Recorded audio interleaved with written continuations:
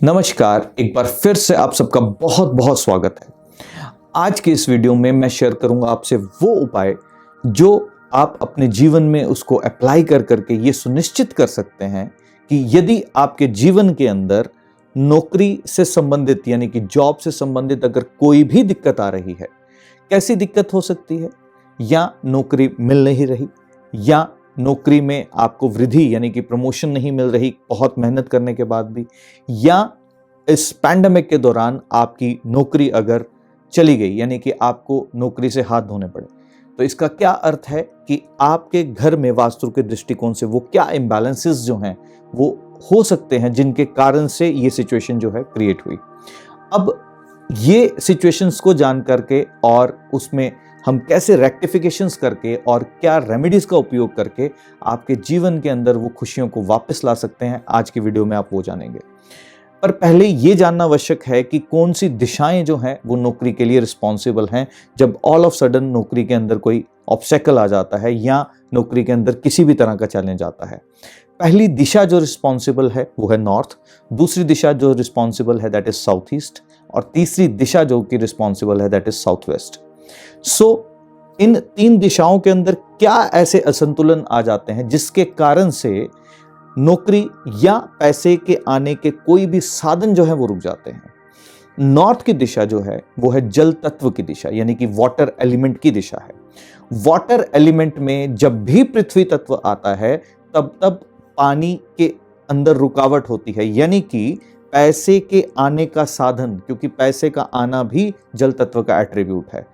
यानी कि आपके घर के अंदर अगर नॉर्थ डिवीजन के अंदर अगर किसी कारण से भी पृथ्वी तत्व अगर मौजूद हो गया है, अब पृथ्वी तत्व किस तरह से मौजूद हो सकता है, या वहां पर पीला रंग हो सकता है, या वहां पर स्टोरेज हो सकती है, और या वहां पर कोई भी एक ऐसा सामान जो बहुत देर से आपने एक जगह डंप करके रखा है वो भी हो सकता है।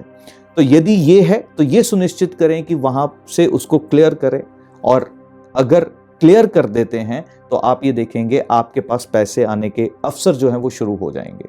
और साथ ही साथ आप क्या करेंगे, अपने घर की नॉर्थ डायरेक्शन के अंदर अगर एक मनी प्लांट जो कि एक कांच की बोतल के अंदर पानी के अंदर अगर आप लगाते हैं तो आप देखेंगे कि आपको वो अवसर जो कि आपके हाथ से छूट गए वो आपको वापस आना शुरू होंगे।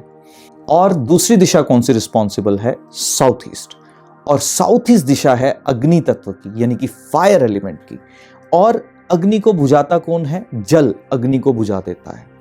अब क्या इसके पीछे संभवतः क्या रीजन हो सकते हैं, या आपके घर के साउथ ईस्ट डायरेक्शन में अगर नीला रंग, काला रंग या कोई आईना है तो वो एक कारण बन सकता है आपकी पैसे के अंदर एक मेजर रुकावट देने के लिए।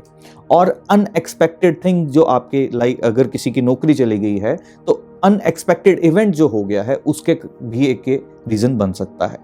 तो ये सुनिश्चित करें कि वहां से नीला काला रंग अगर है तो उसको हटा दें, और अगर वहां पर कोई आईना है तो उसको आप गोल्डन फ्रेम के अंदर अगर करवा देते हैं तो वो जल तत्व आपको अब परेशान करना बंद कर देगा।